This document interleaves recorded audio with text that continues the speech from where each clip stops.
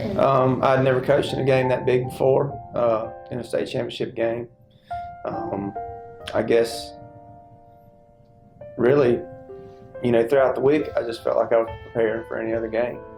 Every now and then, I would have moments where I'm, just sitting in my living room or sitting out on the porch or whatever, and it just kind of hit me. We're fixing to play a state championship. But, it wasn't like an overwhelming feeling that I felt a weight on my shoulders 24/7 or anything like that. It was just really, neat to get to experience that. Once, we got there, the dog walk. That was, you have moments in your life that you want to stop and freeze and pause and be able to go back to over and over and over again the rest of your life. And that was definitely one of those moments. When we got off the charter bus and I saw everybody there in the rain and the cold, with ponchos on, seeing that, I almost lost it right there. And I did lose it for a little bit, but it was a very emotional moment. You work a lot, you work hard, and we're not the only people that work hard. There's probably people that deserve to be there that weren't, but God blessed us, and I was just overwhelmed with that. It was really cool to see my family there. That was cool.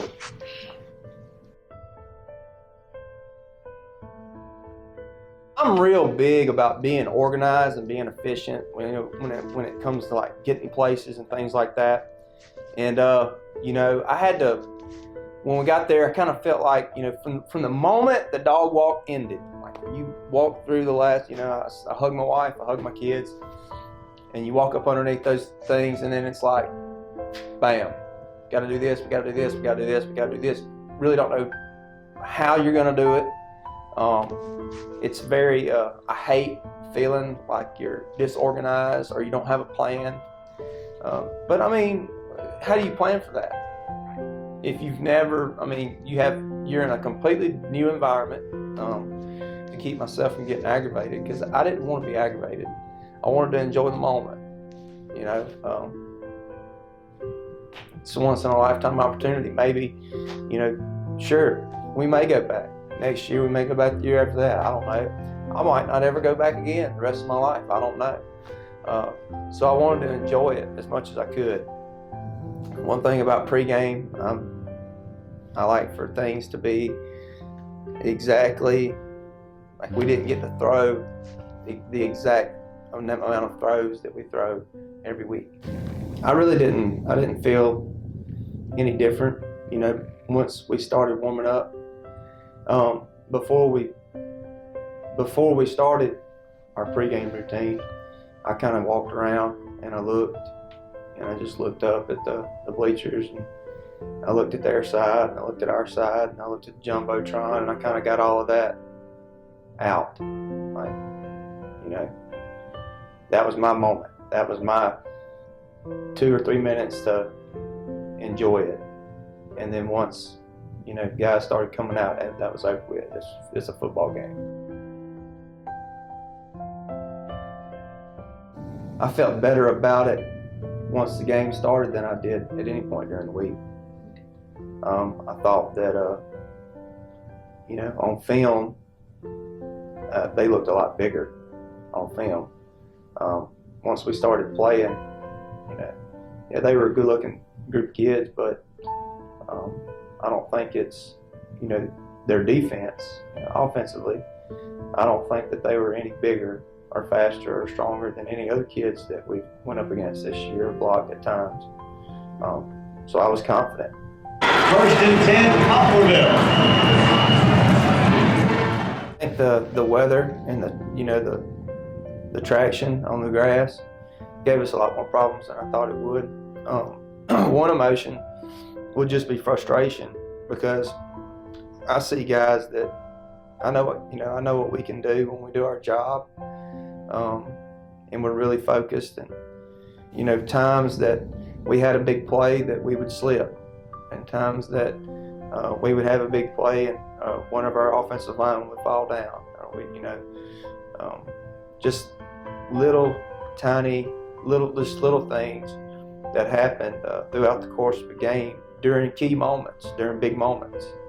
And I just remember feeling frustrated. And then we get the turnover right there before the end of the first half, and we've got a chance to score before halftime. It's 13-0. It's still a game, and we run the flea flicker. And if it weren't for the bobble, if he doesn't bobble it and we get the pitch off, I think we score. Hindsight now, looking back at the game, I look at things like that, and it just wasn't meant to be. We don't fall down, we don't slip, we don't bobble balls, and it just wasn't meant to be for us, and it was meant to be for them. You can't possibly accept that during the course of the football game, and not at one moment did that ever go through my mind. But looking back on it a week later, 2 or 3 days later, it just, it wasn't meant to be for us to win the game. At halftime, I basically just told them, the truth. We're beating ourselves. They're good and they're strong, but they're not any better or any stronger than some other guys that we've blocked before, played against. We just had to quit falling down and had to quit making mistakes, turning it over. I don't know really how they felt. I don't know if I'm sure that they knew it was a big game, of course. It was a state championship, but I don't know if that affected the way that they played or not. I don't know. I don't know if they felt pressure. I don't know if they were in love with the surroundings and forgot to play a football game. I really don't know. So I can't speak to any of that. But I do know we did play a lot better the second half. I was proud to see and proud of them for not quitting and battling back. And I don't want to take anything away from Lafayette because they're the champions, and they deserve to be. They beat us. But I feel like if football is a 5-quarter game, we win. I believe that they were beginning to wear down a little bit, which a lot of teams do that against us. We play a different style of football that they haven't seen or had not seen up until that point, and I think that it was starting to wear on them a little bit.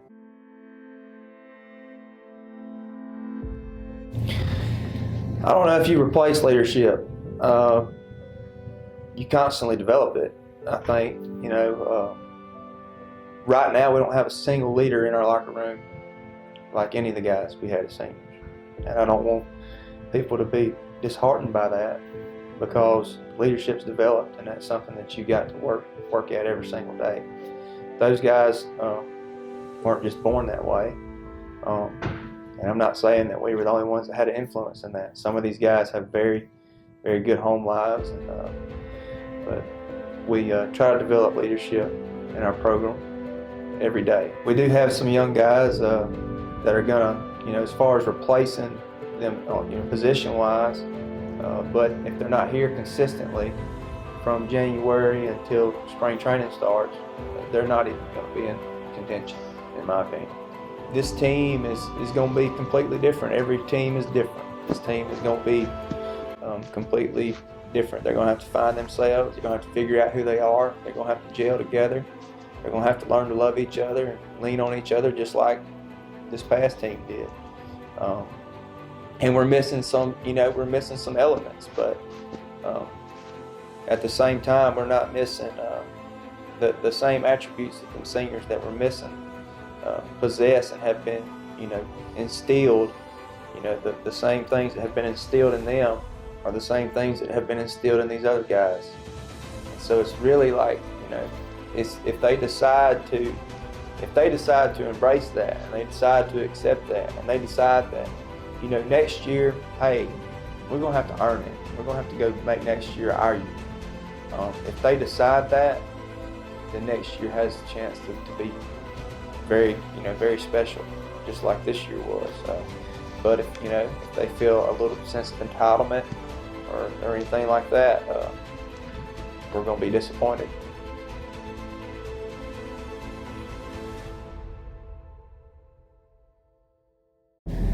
Coach Johnson and Coach Russell do a great job in the 7th grade of developing that foundation, and I feel like in 8th grade we just kind of try to add to it. I try to be straight up and honest with them. Like, this is what we offer. This is what football at Poplarville is going to offer you. We're going to offer you, to learn how to work hard. We're going to offer you to learn how to, act, to have character. We're going to learn how to teach you to be a good teammate, how to accomplish goals, working as a team, still discipline in you. And those are things that not every single one of them, and I tell them this, not every single one of you, there's 42 of y'all in here right now. Our senior class this year has 17 kids in it. So this is not for everybody. But if you choose to stay here, and if you choose to listen to what, to buy what we're selling, you're going to be successful, not only in football, but you're going to be successful in life. You're going to be successful as young men. And that's, one big thing is maturity. We ask these guys to grow up a little bit. When they walk down the hill from the junior high, when they walk into their locker room, we want young men in that locker room. We don't want boys. I tell them all the time, boys will get you beat. We don't want boys. We want young men. We want guys that are going to make good decisions, act like a young man, carry themselves like a young man, not only on the field, but also in the classroom, anywhere else they may be. Everybody has specific talents and specific personality traits. I think me and Coach Beachworth will work well together because we're so different. We are really not alike, and we both like to fish, and we both love football, and we both love kids. But other than that, in terms of we work well together. I've learned a lot from him. I hope he's learned a lot from me. I don't know, maybe not, but I've learned a lot from him. And all these guys we work with, we really enjoy working with each other. And you got to have thick skin to work around here. We pick and we joke a lot, but we also hold each other accountable. We expect our kids to hold each other accountable, and nobody's role in this is bigger than anybody else's. And once you build a football program, nobody's bigger than that. If not even the head coach, not the assistant coach, nobody is bigger than the program. You know your role, you understand your role, you perform it to the best of your ability, and trust that everybody else around you is going to do that. You can't, yeah, you're a team, but I can't personally do someone else on the staff's job like they do it. That's their specialty. That's what they do. I do what I do. Coach Johnson does what he does. Coach Story does what he does. Coach Beach does what he does. Coach Hester, Coach DeWeese. And I trust that them guys are going to do a great job, just like hopefully they trust that I'm going to do a great job. And then when you do that, it all just kind of comes together. Jesse can't play quarterback. Antonio plays quarterback. He trusts that Antonio is going to be a great quarterback. And Antonio is going to work not to disappoint Jesse or anybody else on the team, because you have a sense of accountability to your teammates to do a great job.